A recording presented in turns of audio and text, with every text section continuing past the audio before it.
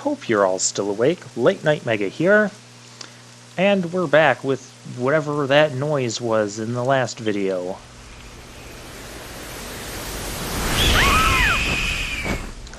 Well, this doesn't look good. Oh, come on, that's not even realistic.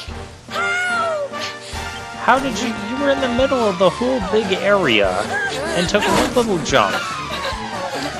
Yeah. You know, it would be really convenient right now to have a plot device just miraculously save us.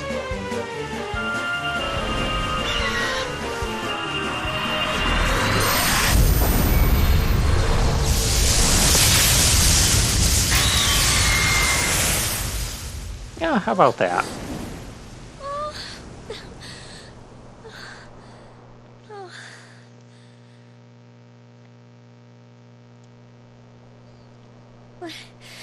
We're alive. But how? That great big flash of lightning. It was almost like you made it happen. Well, the mark on his hand glowed. The symbol on his hand also appeared in the sky, and then zap. So, yeah, he probably did. In some way. Look! The mark on your hand! And just for the record, Jace in Magic the Gathering also does not use thunder magic. It stopped. Well, we can worry about that later. All I know is that you saved me yet again. I don't know what I'd do without you. Well, now, you really wouldn't have a headscarf anymore, ceremony. and you'd be dead like 3 times over. Humble folk of cobblestone, great land spirits, hearth and home. Lift your voices up in prayer, sing it across all our drear. Blessed are we since days of yore, let it be so forevermore.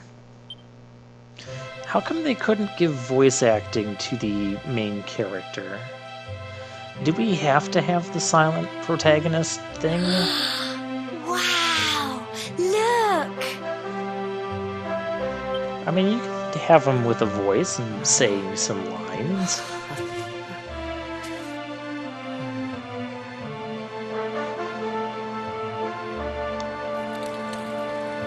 That is a very nice view. It just goes on and on and on. Whoever dreamed up this ceremony must have had this in mind. They wanted to show us how huge our world really is. Well, Sure, we'll that's go it. with that. It's all over and now we're grown-ups. Should we head down and tell Grandad and everyone? They'll all be waiting Okay, for us minus at all the bottom. monsters that you said normally don't happen, how does walking through a couple caves and getting to the top of here and then looking out suddenly make you from a 16-year-old kid to a 16-year-old grown-up? What? Ooh. A pine. Oh, it's pining for me. Yeah, I'm just gonna play around. Expect me to do this a lot in this game. Well, while we're on the subject of exploring and, you know, gathering stuff like this is why I tend to avoid, like, those big, massive open-world games, like, say, Final Fantasy 15 or Zelda Breath of the Wild or any other, like, massive open-world game. It's not that I think that they're bad games, it's just I can't personally get into them. I end up running around for hours just going, oh hey look, here's a little destination thing over here, there's some little generic super minor items, so I'm like going around collecting all this stuff or all these materials and whatnot. And I mean, clearly I'm doing stuff in the game, but I feel like the progress I'm making is so minimal, Grandad. and the enjoyment that I'm getting out of it is so minimal. Yet with my personality, I'm like, I want to go around and I want to explore and I want to collect items, we got a little worried, I have to tell you. because you never know when, you know, you're gonna stumble upon an item that's actually like a really good sword or a really good shield or something Sounds like that. It's nothing short of a miracle that you made it back in one piece.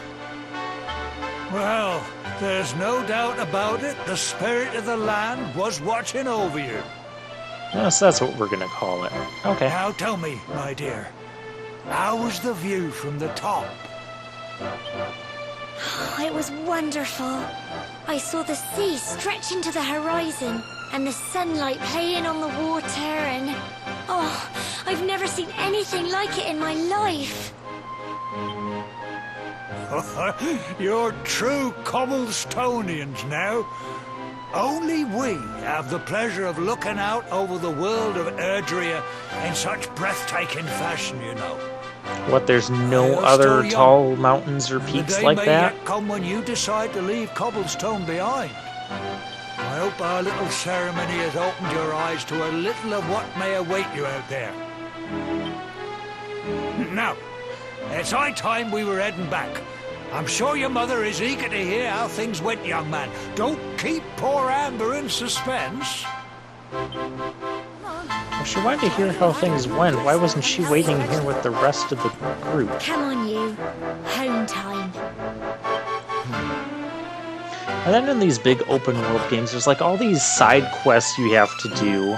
Well, I mean, you don't technically have to do them because they're side quests, but yet you're highly encouraged to do them. I'm gonna pick on Final Fantasy 15 for a minute. There was a side quest that, you know, the side quests give you good amounts of experience points, so, or other like useful items. So yeah, you're gonna do them. But one side quest I was doing was, you know, feeding a cat, and so I spent like 20 minutes going and catching a fish, and then going back and cooking the fish, and then the cat didn't like it, so you had to go cook the fish a certain way, and then feed it back to the cat, and it was a lot of effort and not a lot of enjoyment for things like that, and it was just very off-putting.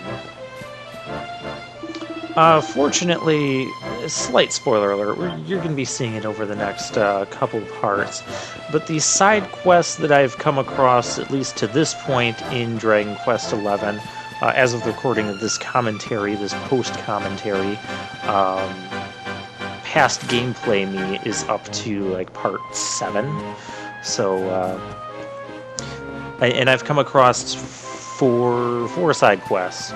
So if you're familiar with this game, you know how we're gonna be. Oh, jump in, the water's lovely. I'm not really... Okay, we'll jump in the water. I never really did that much as a kid.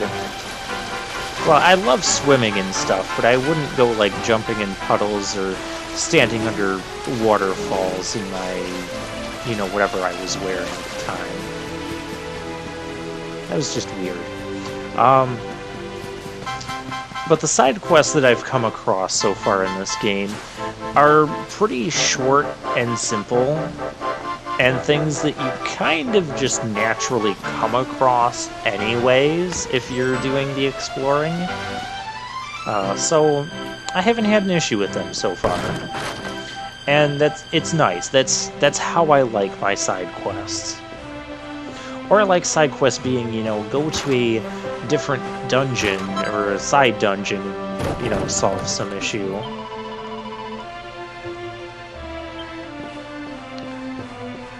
But yeah, you can see. Well, you're gonna see over the next couple parts that I'm the type of person that wants to take time, especially in Dragon Quest games, to explore like every nook and cranny of every town and village and dungeon that we come across. Oh, there's Sandy. I'm going to advance some of the plot because I did play this game for about an hour off camera before recording this, so I know some things. Like, I know we can go up here, we can jump our way up here. There's putting the jump into action. I do like that. We don't need to be jumping on top of the treasure, though. There we go, 50 gold coins. And so I know we're going to do a couple more plot things before we can really just free roam the entire town. Because I think right now there's some buildings we can't go into, or I don't think we have access to the shop yet. I did not mean to do that. Oh well. But you can see there's like certain barrels and jars. Like, see, there's some jars. This is why I go exploring. Look at that, 5 gold coins. You wouldn't have got that if you didn't go exploring. So there's all sorts of barrels and jars that you can pick up and, well, smash. And a lot of times they contain useful items. Whether it's like small amounts of gold or healing herbs or whatnot, or even mini medals. Here's my little soldier. Well, not so little anymore. I've heard all about your big adventure. Look at you, all grown up.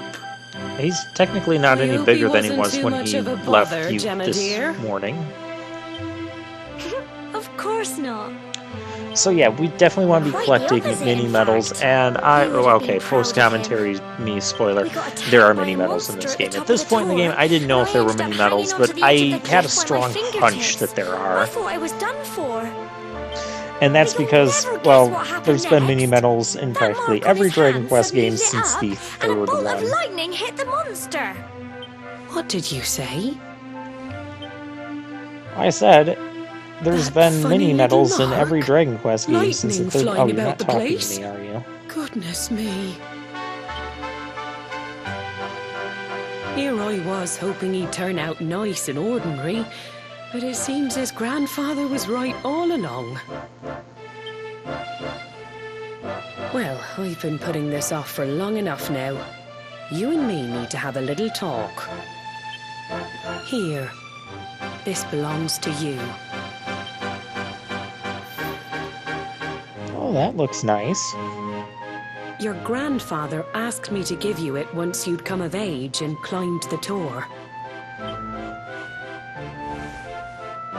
The truth is, there's something I've been keeping a secret all these years. Something I've never told another soul in the village. It's... how can I put this now? Well, he said you're the reincarnation of the Luminary. The Luminary? What? Oh, don't ask me what the old fool meant, dear. I haven't got the foggiest. All I know is that your grandfather said you had a special destiny, and that there was something you had to do.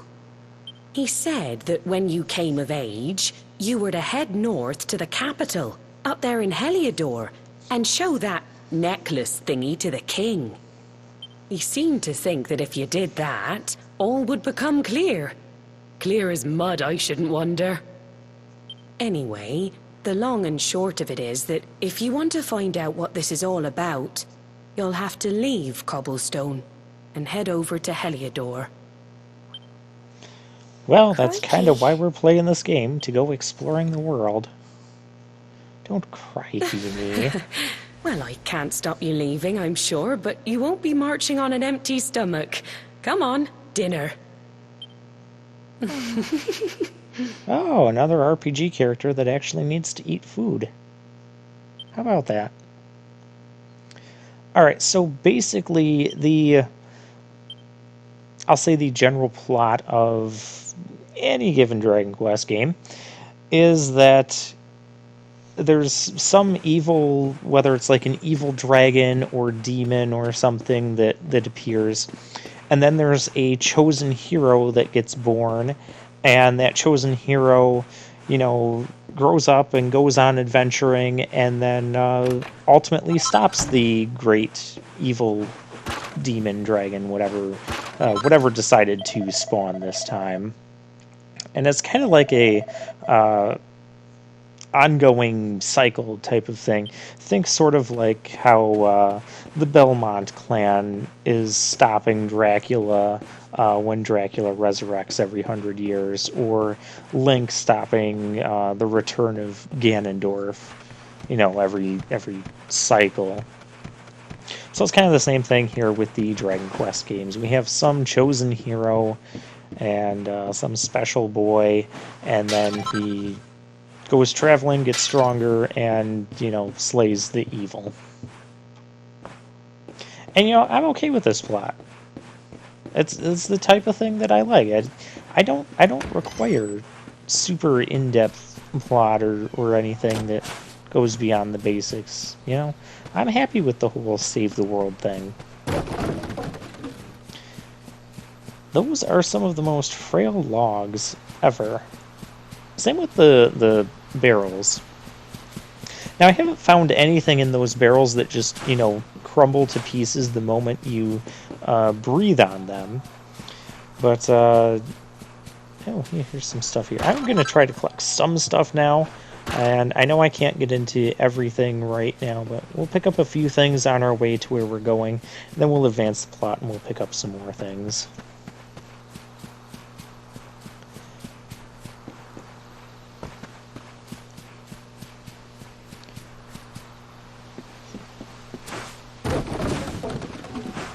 Yeah, and the pumpkins. I don't know what it is with the pumpkins, but they're also, like, super fragile.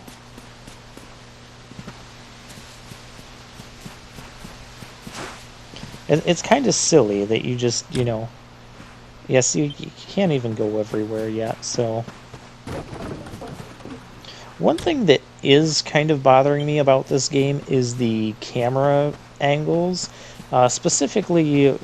In general, I don't have an issue with the camera, but when I'm like running around and exploring and going like, and I'm in the vicinity of trees, the trees are like always constantly getting in my way of what I'm trying to see in front of me. See, like that's an example. Every time we run into trees, we're going to have issues like that. Yeah, we can't go in these houses, so I don't want to do too much exploring, because I don't want to explore the village, you know, 5 times over. And we can press the square button to pull up a map of the area that we're in, which is very nice.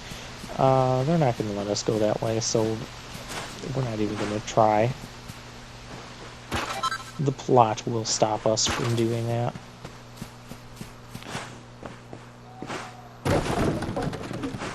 Oh my gosh. Those logs. I don't think that's how log physics works. You can try that for yourself at home. You know, just get a pile of wooden logs and just, you know, jump on them and see if they go, you know, flying, you know, 3 to 5 feet.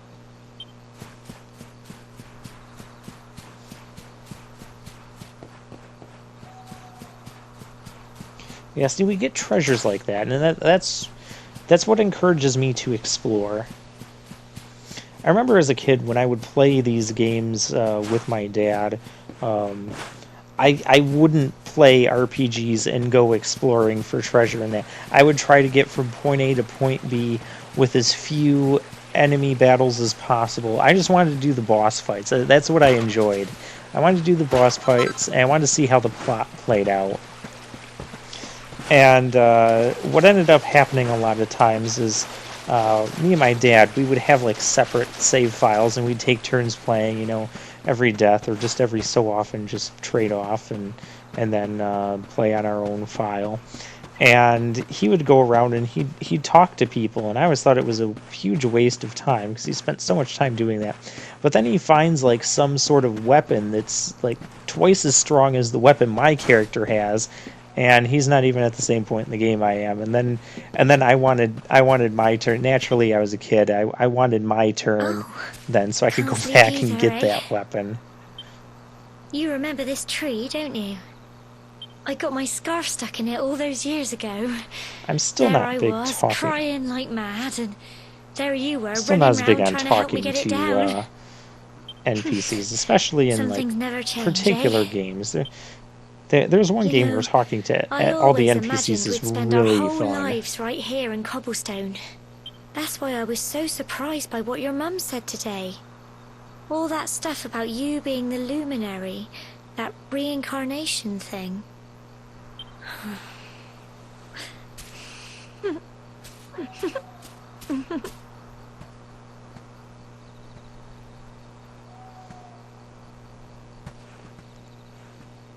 I remember the story my granddad told me.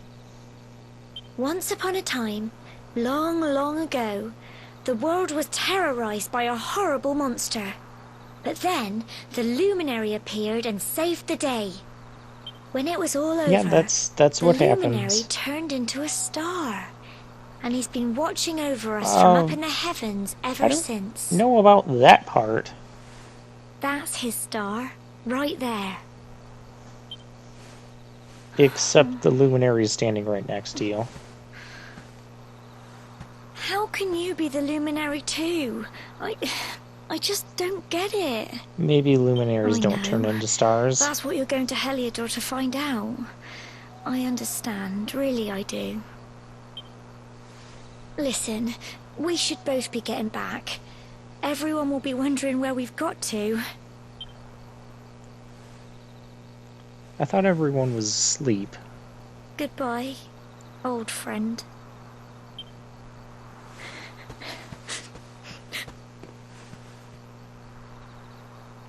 She seems sad. What, is she not coming with us on our grand adventure? Okay, post-commentary me knows the answer to that question, but I'm trying...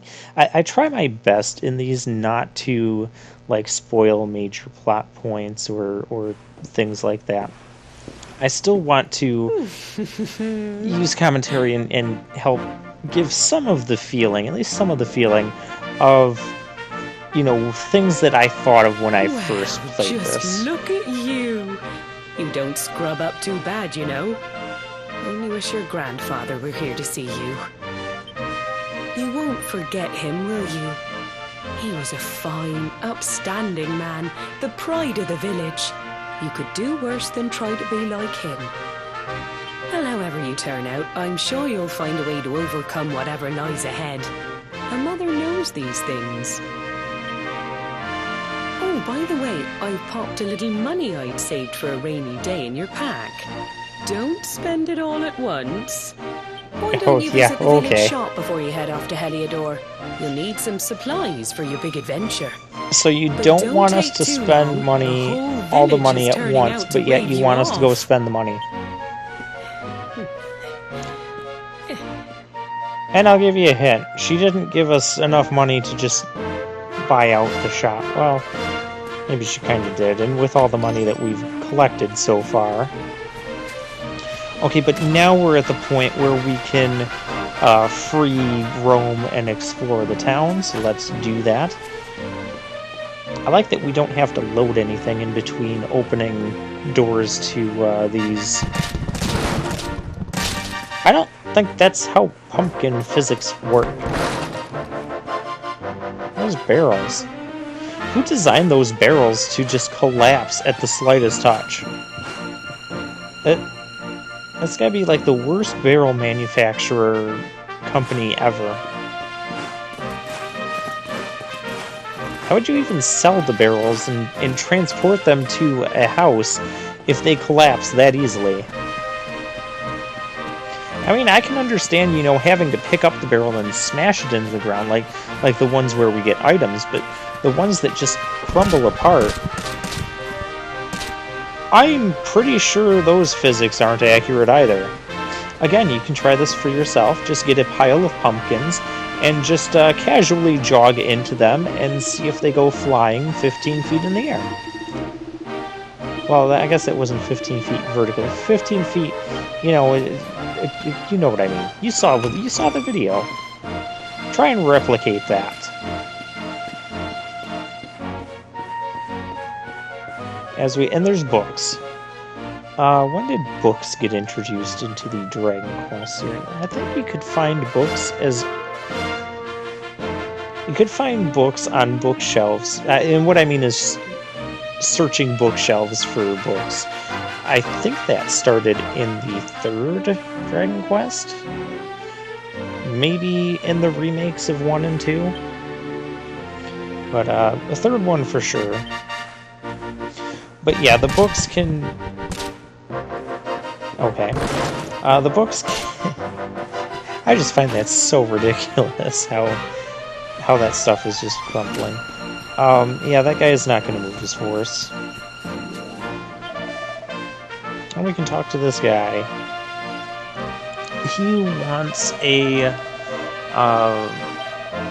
yeah, he has a favor for us. So this is our first side quest of the game. He's looking for a flurry feather, and he even tells you it managed to end up on one of the roofs, so you have to jump around and climb up on the roof and find his feather.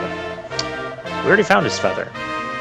So that's how simple this is. And we're going to get some other item for it.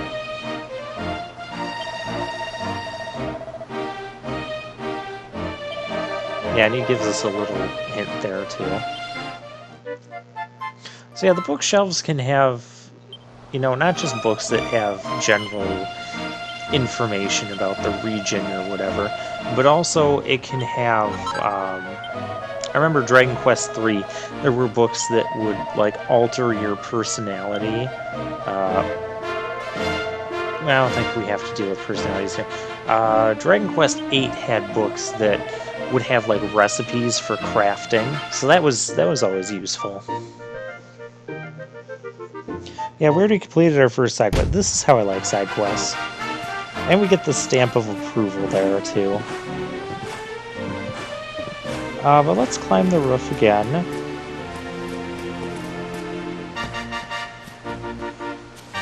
Okay, nothing there. Did we go in this? I don't... This is why I have issues exploring in 3D games.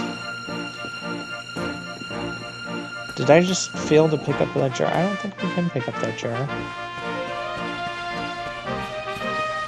Jars that you can pick up, they'll have that icon over them that says you can interact with it. I didn't see that icon on those jars.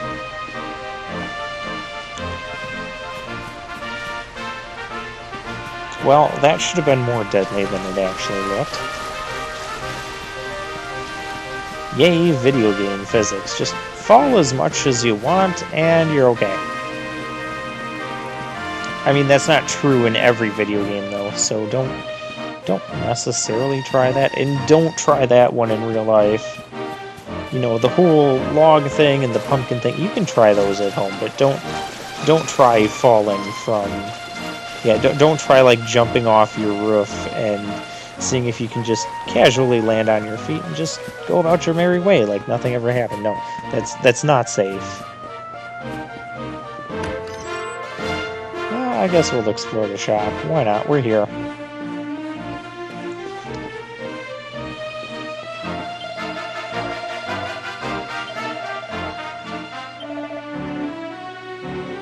Ooh, a cypress stick. With that, we can stick it to them. We're not going to use a cypress stick, though. Wayfarer's clothes, we're going to want that. I think. Now we can go behind the counter.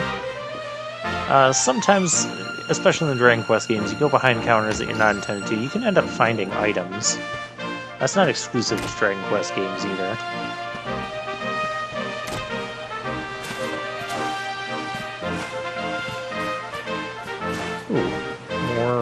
More jars here.